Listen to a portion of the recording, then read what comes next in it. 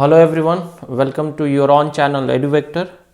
सो कल के वीडियो में जो हमने सिलेबस के बारे में डिस्कस किया था क्लास 10th के, आज जो वीडियो मैं ये लेके आ रहा हूँ ये एक तरीके से शॉर्ट नोट्स है इलेक्ट्रिसिटी चैप्टर्स के।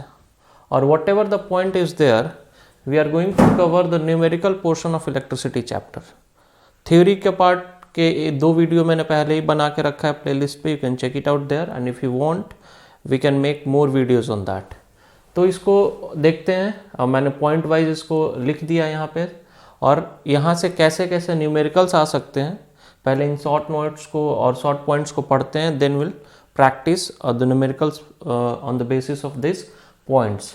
सो if you talk about the electricity, the first things comes in our mind, there is a charge which is flowing, and what does that charge means? It means that a flow of electrons. So how much amount of charge possessed by an electron? So that is nothing but minus 1.6 into 10 to the power minus 19 coulomb. So the unit of charge here is coulomb. So एक electron पे charge अपना कितना है, minus 1.6 into 10 to the power minus 19 coulomb. बात करें proton पे, तो ये जो चार्ज हो जाता है plus 1.6 into 10 to the power minus 19 coulomb. So यहाँ से पहला क्वेश्चन ये आ सकता है कि एक इलेक्ट्रॉन पे कितने कूलम का चार्ज होता है। तो straight forward answer is minus 1.6 into 10 to the power minus 19 coulomb. But यदि क्वेश्चन को रिवर्स कर दिया जाए और मैं पूछ लूँ कि एक कूलम में कितने इलेक्ट्रॉन्स हो सकते हैं, how many electrons are present in 1 coulomb charge, yes, then what will be your answer? Think about, we'll practice more question on that. Now let's move towards the third chapter, third point I would say. So तीसरा point जो हमें पढ़ने को मिलता है यहाँ पे potential difference के बारे में। पोटेंशियल डिफरेंस का डेफिनेशन मैं ऑलरेडी डिस्कस कर चुका हूँ, यहाँ पे हम डेफिनेशन के पे नहीं जाएंगे। पोटेंशियल डिफरेंस को V से डिनोट किया जाता है और इसका फॉर्मूला होता है work done by quantity of charge moved from one point two another point in a electric field.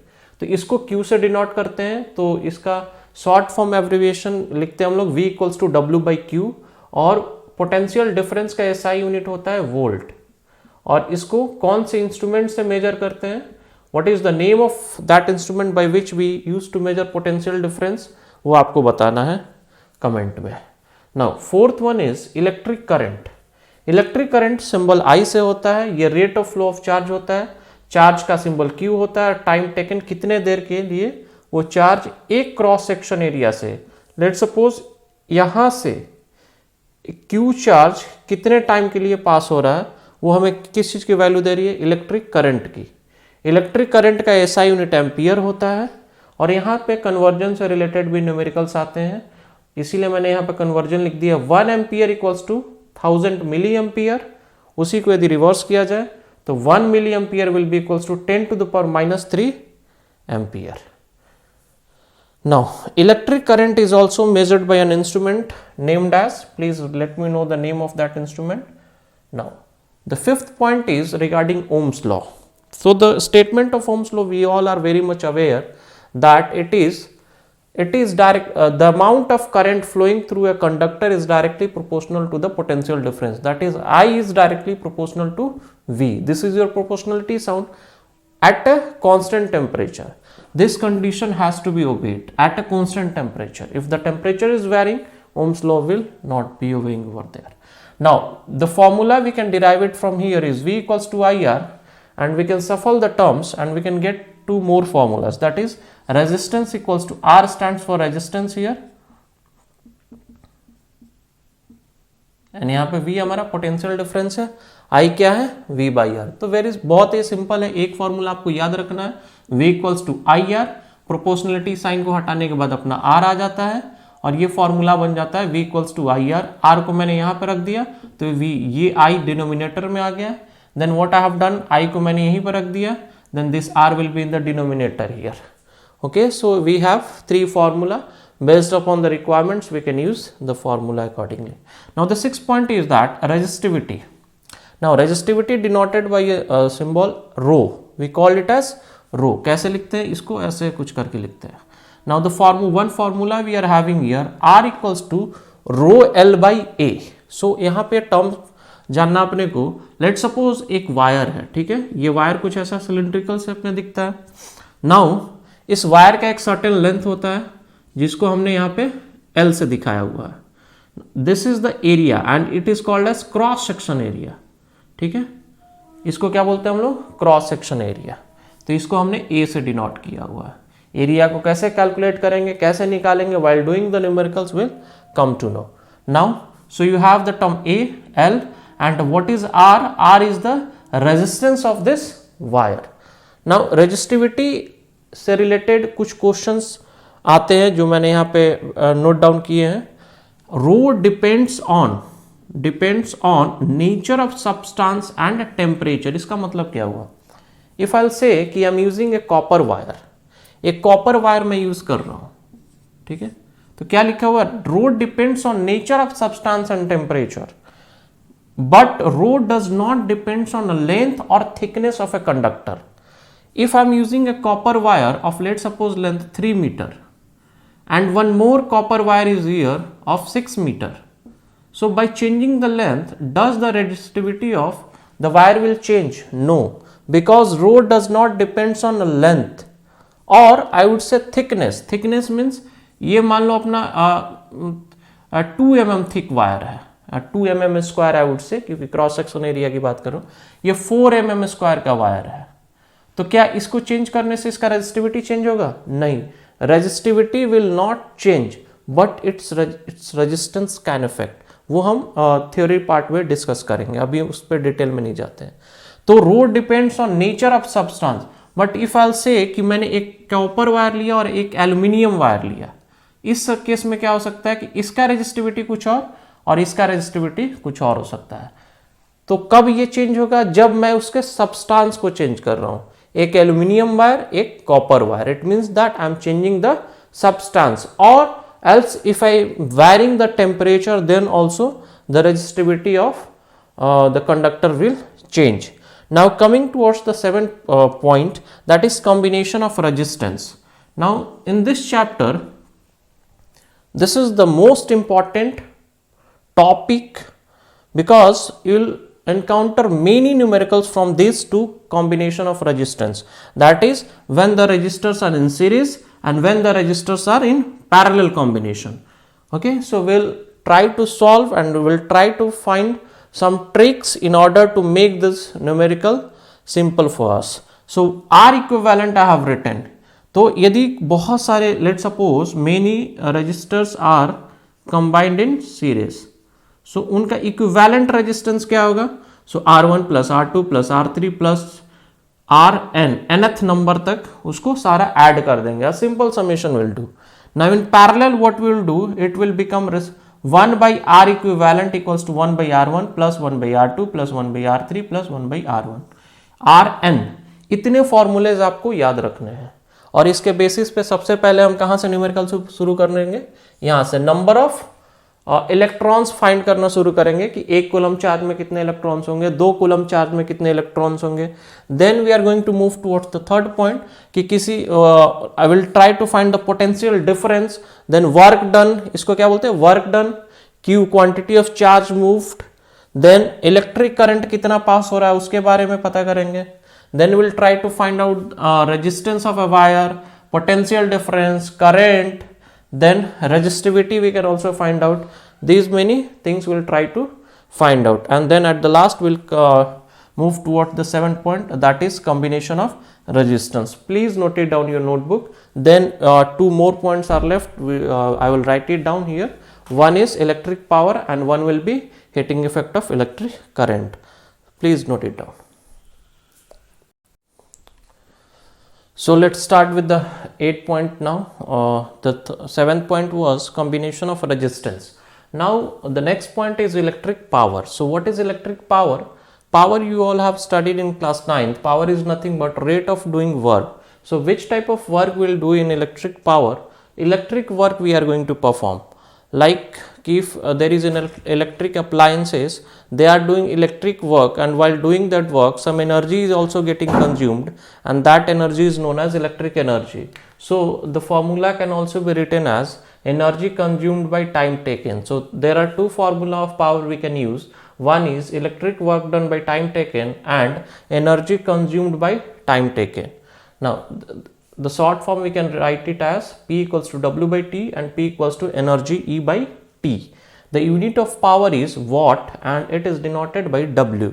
So do not get confused with W, and this is used for work done and this is the abbreviation used for the watt. Now let's come towards one more formula of power. Formula for calculating electric power. We have formula P equals to VI. Now here you cannot find any terms which is related to the electricity that we have studied, like potential difference and current. So we are going to convert this power in terms of potential difference V and I. तो ये formula कैसे आएगा, इसका derivation हम करते हैं. तो हमें ये पता है power equals to work done by time taken, and उसके साथ साथ हमें ये भी पता है कि I equals to Q by T होता है. ये कहाँ से पता है, इलेक्ट्रिक करंट के फॉर्मूला से. एंड ये क्या है, and potential difference equals to work done by moving Q charge जो मूव कर रहा है उसको मूव कराने में जितना वर्क किया that is W by Q. ये फॉर्मूला अपनाता है. Now can we write this formula as Q equals to IT. इसको इधर लेके आ जाए, Q इक्वल्स टू IT. इस Q को यहाँ पे पुट करके देखते हैं क्या आता है. V equals to W divided by I T. ठीक है. So what will be W now, क्या हो जाएगा work done, tell me. Therefore W will be, ये यहां पे आ जाएगा VI T. ठीक है. Now what we will do, will put this W over here. तो ये क्या बन जाएगा, VI T divided by T. ठीक है. Now T will get cancelled. The power formula will remain here, V into I. सबको समझ में आया ये. चलिए नाउ इस फॉर्मूला को फर्दर 3 डिफरेंट फॉर्म में या 2 एक्स्ट्रा फॉर्म में लिख सकते हैं. एक P इक्वल्स टू VI और दूसरा P, एक second P equals to I square R, third equals to P equals to V square by R. कैसे, we all know the relation V equals to IR. ये कहाँ से आया था, Ohm's law से आया था. So what we have done, instead of V, we have put, क्या मैंने क्या कर दिया, we have substituted the value of V over here. So it will become, यहाँ पे V की वैल्यू रख दिया हमने. तो ये what it will be, IR into R, IR into sorry I. So this I will get multiply, it will become I square R. Now same thing we are going to do here. Instead of I square, what we can write. ठीक है. तो यहाँ पे हम V की value को जैसे V और R रखना है तो अपने को किसको हटाना होगा, I की वैल्यू को रिप्लेस करना होगा. So what we can do, we can write I equals to V by R. So if you substitute this value over here you can get this formula in this form, that is V square by R, and we can conclude a relation from here. Power is inversely proportional to resistance. ये बहुत important है. इसका मतलब ये है कि power जब increase करेगा तो रेजिस्टेंस अप्लायंसेस का कम रहेगा या ज़्यादा रहेगा, कम होगा, और जब पावर कम होगा तो रेजिस्टेंस ज़्यादा हो जाएगा. In very simple word if I tell you कि एक बल्ब है जिसका पावर 60 वॉट है और एक बल्ब है जिसका पावर 100 वॉट है, तो किसका रेजिस्टेंस ज़्यादा होगा. Comment this answer in comment box. ठीक है. 100 वॉट बल्ब का रेजिस्टेंस ज़्यादा होगा या 60 वॉट का ज़्यादा होगा. Now let's comes toward the next point, that is point number 9, electrical energy. तो यहाँ पे पावर का हमने देखा है, power we can write in terms of electrical energy consumed by time taken. So just reverse it, you will get the formula E equals to power into time. The unit will be joule. ठीक है. Energy का unit joule होता है, ये ध्यान में रखना है. Now commercial unit of energy, देखिए joule is very small unit. So जब हम घर में यूनिट इलेक्ट्रिसिटी यूज करते हैं तो जो इलेक्ट्रिकल एनर्जी कंज्यूम होता है तो जो बिल आता है हमें यूनिट में आता है कि इतना यूनिट एनर्जी आपने कंज्यूम किया. तो वो एक यूनिट क्या होता है, व्हाट डज इट मीन्स, उसका मतलब होता है 1 किलोवाट आवर मीन्स 1 यूनिट. ये 1 किलोवाट आवर क्या होता है, वेरी सिंपल. ई वॉट क्या है, किसका यूनिट है, पावर का. देखिए यहाँ पे पावर है, यहाँ पे देखो, तो उसको मैंने क्या लिखा, 1 किलोवाट. यदि 1 किलोवाट पावर का appliances if you have run it for 1 hour, 1 घंटा आपने चलाया, तो कितना इलेक्ट्रिकल एनर्जी कंज्यूम होगा? 1 किलोवाट आवर। ठीक है, 1 किलोवाट आवर मीन्स कितना यूनिट इलेक्ट्रिसिटी उठेगा आपका? 1 unit. Now if you have to convert this 1 kilowatt hour in a joule, how you are going to do it? Let's see. Now see, 1 watt we can write it as, power का unit क्या आता है? Watt, और ये formula होता है work by time, और work का यूनिट क्या होगा? Joule. So we can write it as joule per second. 1 joule divided by 1 second. I think everyone is agree with this. Now tell me, 1 kilowatt equals to how many watt? 1 kilowatt equals to how many watt? It is nothing but 1000 watt.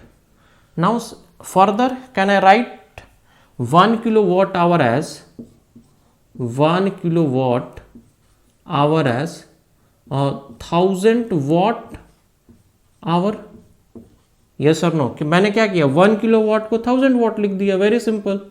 Now can I replace this as 1000 instead of what? Can I write 1 joule per second? So 1 लिखू या नहीं लिखू doesn't make any sense. So I will simply write joule per second. Any doubt? Now can I convert this hour? This is nothing but 1 hour. So can I convert it in second? Yes, of course. And it will be 3600 second. 1 hour equals to how many second? 3600 second. Now this second will get cancelled. So what we will left with? Only joule. So how many zeros are here? 1, 2, 3, 4, 5. So we can write 36 into 10 to the power 5 joule. In more standard form, we can write it as 1 kilowatt hour equals to 3.6 into 10 to the power 6 joule. So this is the conversion you are having. ठीक है, that is 1 kilowatt hour equals to 3.6 into 10 to the power 6 joule of electrical energy being consumed in 1 unit of electrical energy. Now the last point left is heating effect of electric current. There we are going to discuss about the Joule's law of heating. So please note it down, then we'll discuss that topic as well. So let's start with our last point of this chapter, that is heating effect of current. तो heating effect of current क्या होता है in general? Very simple. देखिए, एक wire है, इससे क्या जा रहा है? करंट पास हो रहा है। तो ये जब करंट पास होगा तो इसके रेजिस्टेंस की वजह से क्या होगा? हीट जनरेट होता है। और इस इफेक्ट को यूटिलाइज करके बहुत सारे अप्लायंसेस हम लोग यूज़ करते हैं।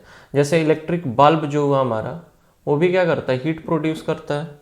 हीटर हो गया, और जो बहुत ज़्यादा हीटिंग अप्लायंसेज होते हैं, लाइक इलेक्ट्रिक हीटर जो हमारे घर में यूज़ होता है, तो उसमें बहुत हाई रेजिस्टेंस के वायर यूज़ करते हैं या मटेरियल यूज़ करते हैं, जिससे करंट के फ्लो में ऑब्स्ट्रक्शन हो और ज़्यादा से ज़्यादा हीट प्रोड्यूस होने लगे। ठीक है, और मोस्टली हम लोग नाइक्रोम वायर यूज़ करते हैं हीटर्स में। तो वो जो हीट प्रोड्यूस हो रहा है, वो कितना हीट प्रोड्यूस हो रहा है? इफ आई से कि बल्ब भी हीट प्रोड्यूस कर रहा है, एक इलेक्ट्रिक हीटर भी हीट प्रोड्यूस कर रहा है, तो वो हीट का अमाउंट कितना है? तो हम मेजर कर सकते हैं, because it is a physical quantity and the heat can be measured in terms of joule, कि कितना जूल हीट प्रोड्यूस हो रहा है। So we can use one formula that is H equals to I square RT। यहाँ पे सारे terms known है। H क्या है यहाँ पे? Heat produce by that appliances. I क्या है? Amount of current passed through that appliance, उस अप्लायंस के थ्रू कितना इलेक्ट्रिक करंट पास हो रहा है। R is the resistance of that material, and time, for how much time the current has been flown through that registers or appliances, I would say. इस formula और या इस law को हम लोग जूल्स लॉ ऑफ हीटिंग भी कहते हैं, और ये हुआ हमारा heating effect of electric current या करंट। नाउ यहां से कुछ टर्म्स हम कंक्लूड कर सकते हैं, that is heat is directly, ये प्रोपोर्शनलिटी साइन है, I hope everyone is aware, इसको हम लोग बोलते हैं प्रोपोर्शनलिटी साइन। तो if something A is proportional to B, यदि ऐसा है तो ये डायरेक्ट रिलेशन हुआ, means A is directly proportional to B। इसका मतलब ये हुआ कि जब A बढ़ेगा तो B भी क्या होगा, इंक्रीज होगा. Now if I right it like this, A is 1/B, इसका मतलब होता है कि A इनवर्सली प्रोपोर्शनल है B का. इट मीन्स दैट कि जब A इंक्रीज करेगा B डिक्रीज करेगा. आई होप कि ये आप लोग को पता होगा. तो यहाँ पे कुछ ऐसा डिनोमिनेटर वाला टर्म तो है नहीं, so we can directly conclude that heat is directly proportional to the square of electric current, क्योंकि यहाँ पे I स्क्वायर है. इट मीन्स दैट कि जब हीट 2 बढ़ेगा, ठीक है, या इलेक्ट्रिक करंट 4 इंक्रीज होगा तो हीट कितना होगा, 2 होगा, या हीट 2 बढ़ेगा तो इलेक्ट्रिक करंट 4 टाइम्स इंक्रीज होगा. Now heat is directly proportional to resistance, जितना रेजिस्टेंस बढ़ेगा उतना हीट बढ़ेगा, and heat is directly proportional to the time being the electric current is supplied to the apparatus और appliances. Now ये formula आया कैसे, इसके बारे में थोड़ा देख लेते हैं. नाउ फिजिक्स क्लास 9 जब आप लोगों ने पढ़ा होगा तो वहां पे एक टर्म हम लोग देखते हैं कि जितना आप वर्क करोगे उतना क्या होगा, एनर्जी कंज्यूम्ड होगा, और उतना ही आप हीट रिलीज करोगे. मतलब वर्क, एनर्जी और हीट तीनों एक ही टर्म है. जितना आपके पास एनर्जी होगा उतना ही वर्क करोगे और उतना ही आप हीट रिलीज करोगे. So we can correlate and we can use this relation to derive this H equals to I square RT. How? See, what is the formula of potential difference we are having? V equals to W by Q. Now can I write W equals to V into Q? Yes, indeed I can write. Now one more form, there are two relation we are having. एक तो I है electric current Q by T. तो can I write Q equals to IT? इसको equation 1 मैंने ले लिया. Yes, I can write. One more formula I'm having from Ohm's law, that is V equals to IR. So let it be as it is. Now I'll substitute both this value. V को भी इसमें डाल देंगे और Q को भी. So instead of V, now I will write क्या, IR. And instead of Q, I will write IT. So I into I, it will become I square R into T. And as I said कि जितना electric work done होगा उतना ही heat produce होगा. So eventually this will become H equals to I square RT. So this is the background from where you can derive this formula. Now from the next class we'll start. That's it from this electricity chapter. इसके अलावा कुछ numericals नहीं आते हैं, और इसके बाद हम प्रैक्टिस करना शुरू करेंगे न्यूमेरिकल्स के. Will have like 40 to 50 numericals and which will cover all the concepts. Like it will include NCERT and it will even include the higher concepts as well. एंड जो भी कॉम्बिनेशन ऑफ रेजिस्टेंस है उसमें से बहुत अच्छे questions करने वाले हैं, एंड जितने भी आपके डाउट्स होंगे that will be resolved. So I want to request everyone, please do like the videos, share it, subscribe my channel, and do comment. If you'll comment, I'll get motivation. I'll make you more relevant videos, and we can continue our alliance and education as it is. So thank you so much. Thank you for watching. We'll see you in next video. Till then, take care.